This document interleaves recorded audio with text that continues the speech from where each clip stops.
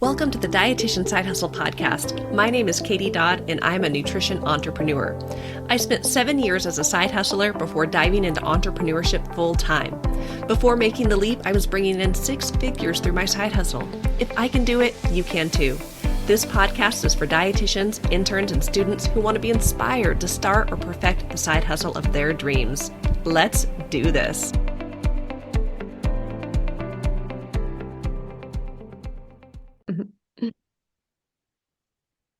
Hello and welcome to the 284th episode of the Dietitian Side Hustle podcast, Behind the Scenes with the Women's Dietitian. I am so excited to welcome today to the podcast Corey Ruth, also known as the Women's Dietitian. Corey has built an amazing brand in the women's health space, supporting women with PCOS, hormone health, fertility, and overall health. If you follow her online, you probably know that she is a total powerhouse in women's health and the PCOS space. She's built an incredible virtual business, a super engaged Instagram community, and other social profiles. She's recently launched her own supplement line, and she is coming out with a brand new book. She is truly doing all the things and doing them well, and I am so excited to bring her to the podcast. Now, Corey and I recently met at a little dietitian get-together in Southern Oregon. We both live in the same community. We're both full-time entrepreneurs, both moms. So, of course, I had to bring her on to the podcast. So thank you, Corey, for joining us today. I'm so excited to dive into your journey, how you got started, how you built your brand, all of the things. So thank you so much for being here. Yeah, thank you. I love how we met. And I love how we were the only ones in the room, the meetup that didn't work in some form of hospital work or, whatever. What I think it was one of the formulas that they Yeah. were promoting. So kind of still hospital oriented. But I love that we were little unicorns there and it was so nice to connect. So this is going to be really fun. Yeah. So I know I've shared you built this amazing brand, The Women's Dietitian. Can you kind of share, let's go back. How did this all get started? What pulled you into the space? What pulled you into entrepreneurship? So kind of share your story with us. Yes, yeah. So my first job out of graduate school was working in food service, believe it or not. I was working as kind of head chef directory type of position at a senior living facility and acute care facility. So yeah, I realized really quickly that I don't love managing 50 people, many of whom were older males. And I Yep. don't think that they enjoyed me managing them. Anyway, it didn't work out. I didn't love it. And I kept thinking how fun and how cool it would be to have my own schedule and be able to work from home and just dive into many different areas that I was really interested in, which is women's health. Yep. And so I started I quit my job and I started working part-time at a jail Oh, because they pay dietitians very well, hot yep. tip. But I Yep. also did not love jail for obvious reasons. But that little bump in income and the part-time, schedule allowed me to build my one-on-one practice on the side. And so I thought, I better start an Instagram page. It's probably going to be good for trying to get clients. Hopefully, I can get a couple clients from it. And it just blew up. It grew and grew and grew. And I started focusing more heavily on my current niche, my forever niche, I'll call it, which is PCOS, which stands for polycystic ovary syndrome. PCOS is the leading cause of infertility, and it's the most common hormonal condition worldwide, and I have it. So I thought, this is a perfect space for me to practice in, even though it's very complicated and tricky. But I never looked back, and so I started building my business, and I eventually, I think it was only after 5 months I was able to quit my job at the jail and work full time in my own business and run my own business. So it really started as kind of like a one-on-one practice. I was getting clients through Instagram, through DMs, basically converting people, and they were becoming my one-on-one clients. And I'd work with them for a number of months, and they could kind of, buy packages. And I want to say this too, I started working with a business coach really early. And actually, I'm working with her again now and that was 8 years ago.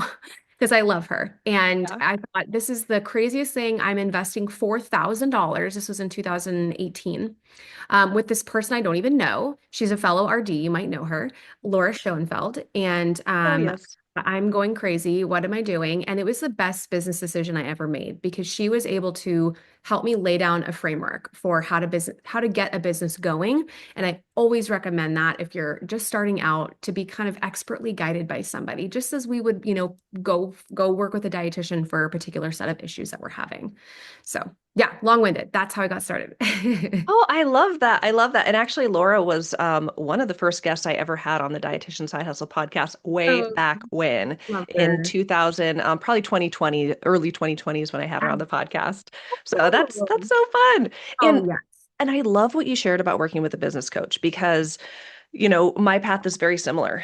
I would Yeah. not be this full-time entrepreneur who gets to like really live this dream life, do what I love, have time freedom if it wasn't for investing in a coach who helped show me the right path. So that way the time I had was spent moving the needle forward in my business and not just, spinning my wheels. So I love that Totally. you shared that you were, working with a business coach was so impactful for you. And I love to hear that you're working with her again. Yes. Yes. Yeah, I Yeah, just I saw her. yeah, I feel like my philosophy is like I'm always going to be working with a coach just because it's just been so valuable for me. Yeah, So 100%. Yes. awesome. And I love that story. So my next question, you kind of alluded to your Instagram. So Yes. my next question is you really have grown an incredibly engaged online following. I'm just going to share the numbers with people, but I just checked. Your Instagram has 658,000 Yeah. followers. Like, Hmm. that's wonderful. That's over half Yeah. a million humans I who know. you are able to impact and help. Yes. Your TikTok has 278,000. Your Facebook has 129,000, and then your YouTube has 9.5 thousand subscribers. So Ooh. those are really incredible numbers. Congratulations, first off. Thank you. But my question for you is, what are some of the pivotal things that you did early on or consistently over time that helped you to build such a large and engaged following on social? Yeah, that's a good question. And I feel like my answer every time I get asked this has changed each year that goes by because social media is changing by the second, right? So what's working well right now, wasn't working well several years ago and vice versa. So I would say the most common theme throughout for the last 8 years has been consistency. Um, if you post and you get some great stuff out for a month and you start gaining followers, and then you're like, I'm gonna take a month off. I mean, this is not great from like a burnout and adrenal health perspective. But you can't do that and thrive. You really need to stay in the game and stay on top of what your followers are looking for, asking for, needing from you, and connecting with them, and showing up consistently. So your message, whatever your niche you are in, needs to be smack them right in the face all the time, right? So you can't. It would not be wise if you started a page about PCOS, and then we're randomly posting about perimenopause all the time. So pick one thing, stay consistent in not, how frequently you post, but also what is the theme?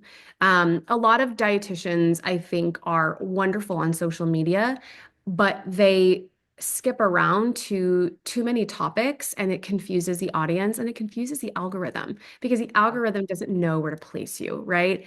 And anyone who's a creator, on social media, the algorithm is just like this weird god that looms above us, and we're always trying to figure out like, what does it need? What are we supposed to give it?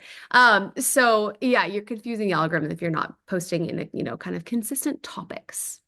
Ah, yeah, that's so true about how social media and really everything in business is constantly changing. So I think that's one thing that I want listeners to know is that, we always have to be flexible. Things are Yeah. always changing, so we're always learning. But I love that you shared consistency is key. And it's like, yes, we are speaking to people, but then also the algorithm. So that way we can be seen. And I'm a Exactly. blogger. So I Yeah. think of like, I'm always navigating what does Google want? I So exactly. Yes, exactly. yeah, awesome. So consistency is king. Yes. So my next question for you is about your book, and congratulations on the book. Actually, so Corey's, oh gosh, who is she to you? She is your publicity manager? Is that who emailed me? Yeah. Yeah. Yes. Okay. Yeah. So Corey's publicity manager just emailed me like 20 minutes ago with a copy of her book. So I was able to go through very quickly and see her new book that is coming out January 6th, 2026. So honestly, well, by the time this episode airs, it will have been yesterday. So we'll talk a little bit more about how to find the book. So I'm just so excited for you that you published a book. I'm so excited for the public to be able to get accurate information, and it's a very fun book. I was telling Corey I liked some of the headings is like WTF is Yeah. the endocrine system. Yes. WTF is a hormone. So I really love your style too.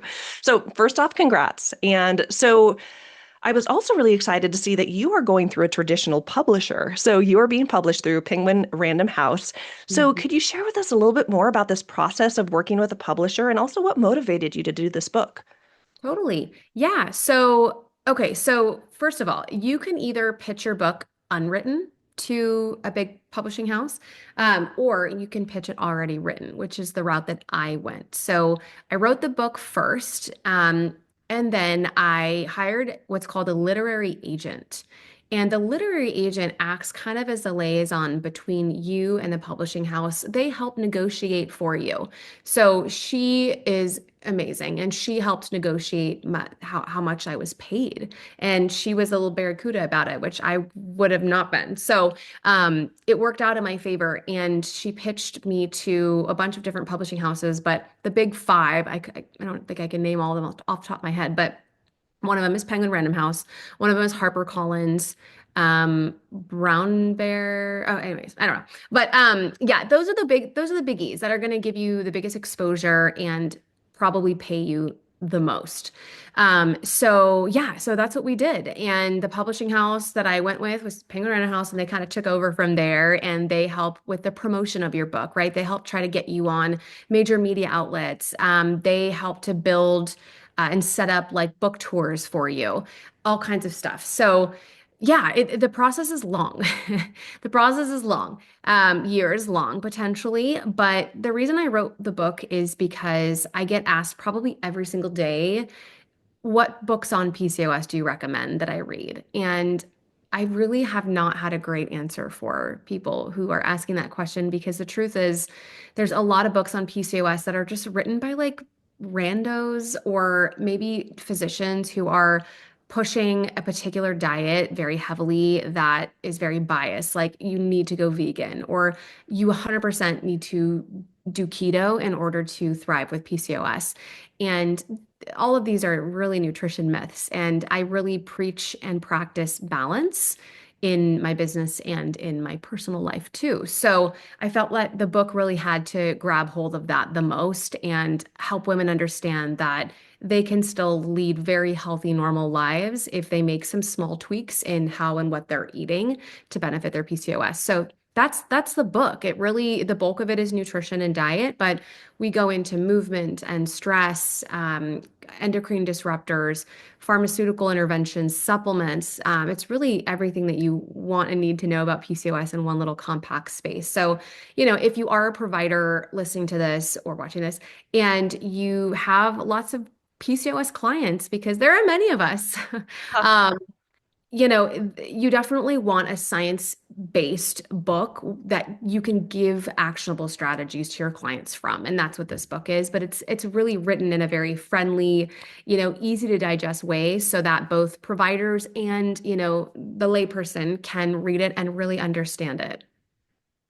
Oh, I love that. And I'm just so excited too, even for other dietitians who are listening, who are like, wow, now I'm going to have a good resource to give my clients with PCOS. Good. So I hope that it's that. that is Yes. wonderful. And thanks for sharing that back end of how you went through a traditional publisher. I Yeah. just recently published my own book, but it was self-published, and that's a whole different beast. So that's Yes. really cool to kind of like hear the back end of how that process worked. So, and even just how you shared how you could write the book or just have the idea for it. That's really so Yes. interesting to me. Yeah. Absolutely. Yeah. I'm Yeah. happy to share. Mhm. I love that. So the next thing I want to talk to you about is another cool thing you've done. I hope as people are listening to you sharing your stories, just it seems like you started your brand with working with clients one-on-one, but then you've continued to add additional streams of income and additional things to help consumers. And a lot of it sounds like as well, there's a gap in the market. There's really nothing good I want to recommend. How can I help people? So the next thing you've recently done, which is really cool, is you launched your own supplement line. So it Yeah. is called Vita PCOS. And so I'd love for you to share a little bit more about Yes. kind of what inspired you to create this offer and kind of what's it been like? What's the process been like to create your own supplement line? We should do a whole episode on this because Right? supplements are, wow, like a whole wild world. Totally different. And actually I started the supplements in 2021. So it's been a minute, but I just launched them on Amazon in May. So more new into Amazon, but new to Amazon. But yeah, supplements are, and I have some of them, some bottles right here. There, it's the pink again. Everything's pink over here. On brand. Yes. Power color. Yeah, so supplements, the first you have to create your formulas. And I know there's a lot of people that do what's called like white labeling, which they buy a formula and then slap their label on it. I didn't want to do that. I wanted to create things from the ground up, from scratch, because I was really looking for very specific things that could be most helpful for women with PCOS. So women with PCOS struggle with very specific symptoms like facial hair and irregular periods. So I basically created my own formulas. I looked at, gosh, I want to say hundreds, but not quite that many. But I looked at many, other formulas that people were putting out there. What was working well? What were people saying was most helpful? And I kind of just, crafted knowing all, the ingredients and knowing what different types of nutrients can do what using my dietitian, knowledge, how to kind of what would be the strongest formulas for women looking for that. So, yeah, I really wanted to give women one more tool to help manage their condition. And that's really where supplements can come into play. And, they're low-hanging fruit in terms of like how to tell women to make changes, right? Like I can give someone a 6-month meal plan and, every ingredient listed, and they're more likely to pick up a bottle and say, okay, I'm going to take this, and just take that once a day. So I feel like it's an easy way to affect really great change and help women, improve their health. So, you have to find somebody who will manufacture and you need a lab, right? And you want to make sure the lab is up to par with making sure they're, all the things. I looked for FDA certified facility, and I also looked for somebody that has what's called a CGMP, so Certification of Good Manufacturing Practices. I believe that it's kind of a mouthful, but that was certified that way. And then third-party testing, really important. When I buy a supplement, I want to make sure it's third-party tested. And so that was important, and my lab fit all of those criteria. So met all that criteria. So got the lab secured, but then you need somebody to store your product, right? So of course, if you're putting out, if you're shipping 10 bottles a month, you could probably have it in your living room and walk it to the post office, right? But I'm shipping a lot more product than that. I'm hundreds of units per month right now. So I didn't want to store it and I didn't want to ship it. So I found a lab who had a storage facility next door and they ship.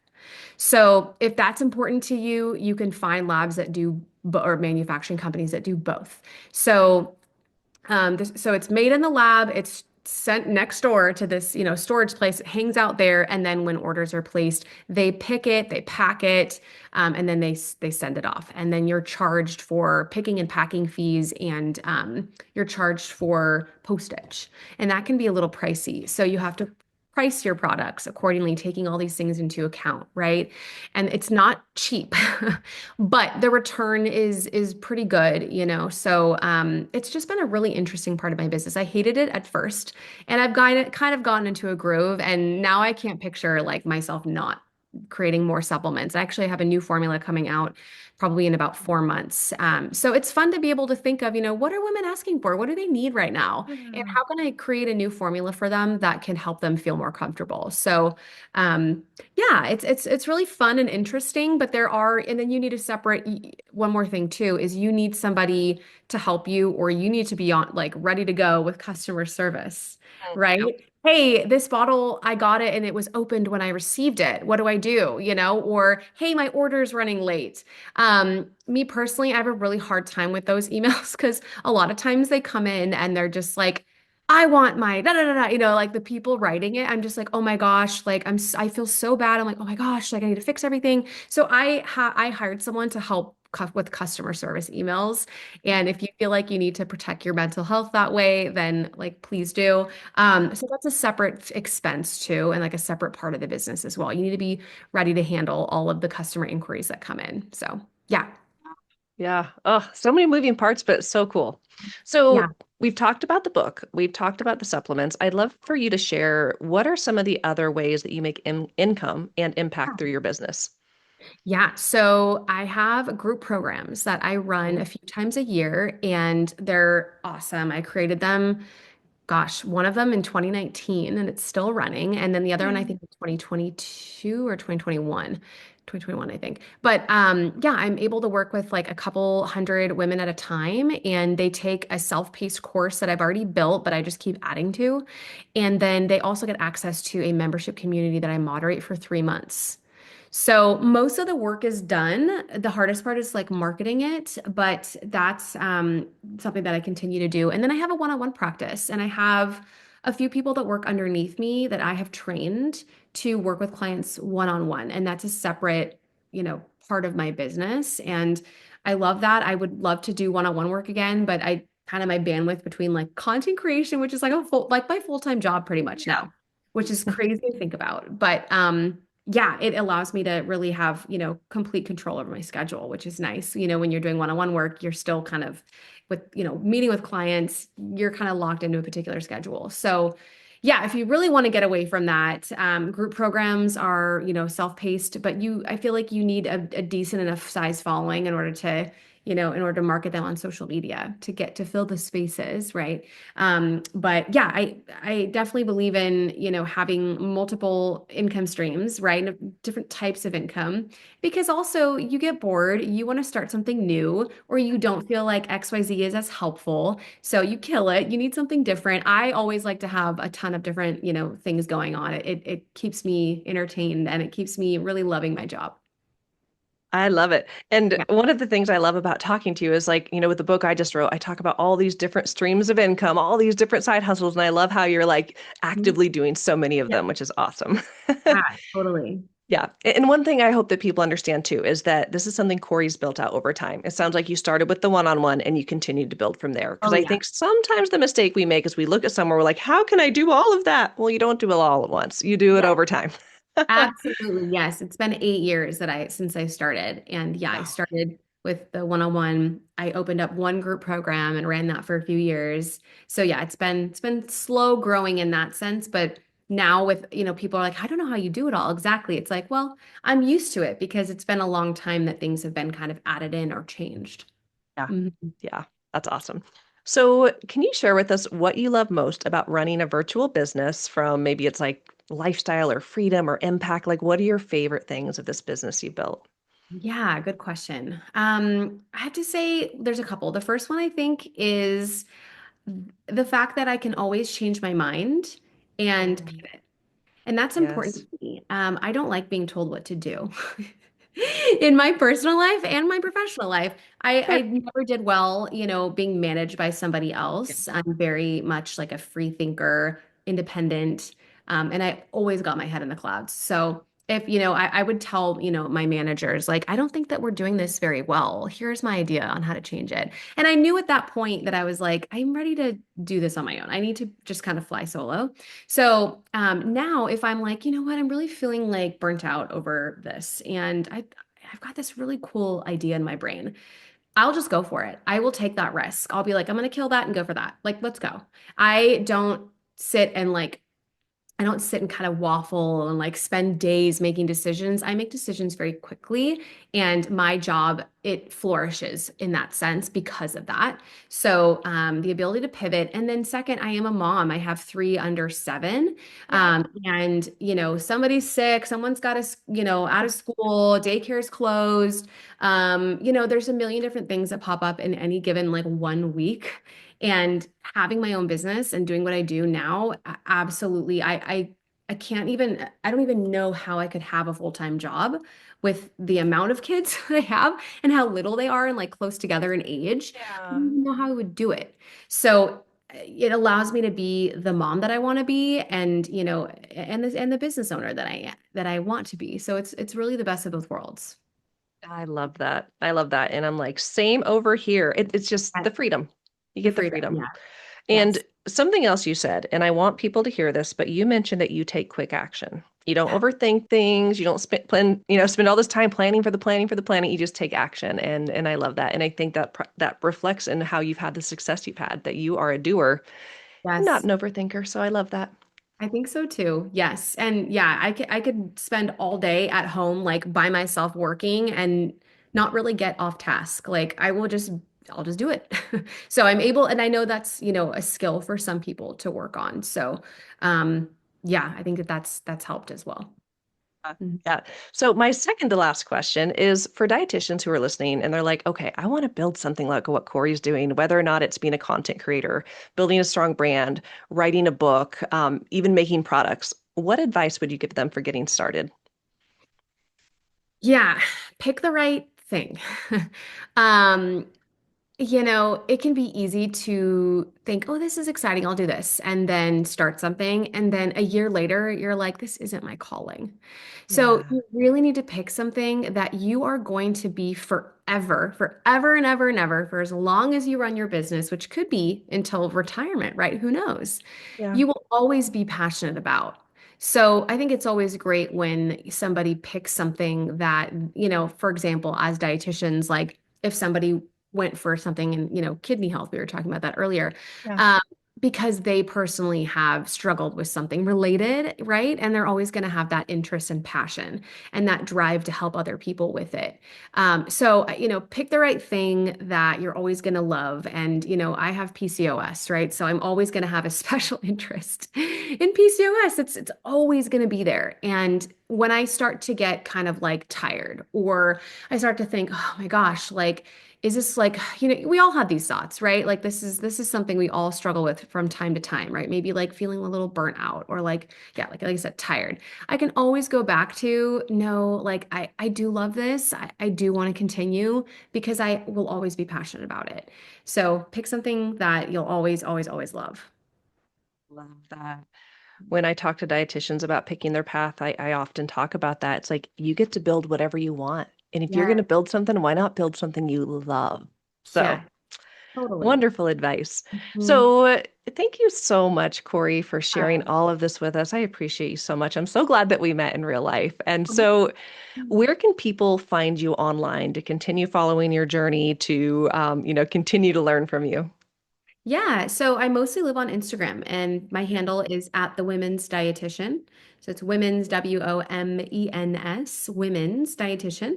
My website is www.thewomensdietitian.com, TikTok handle, YouTube, that's all the same.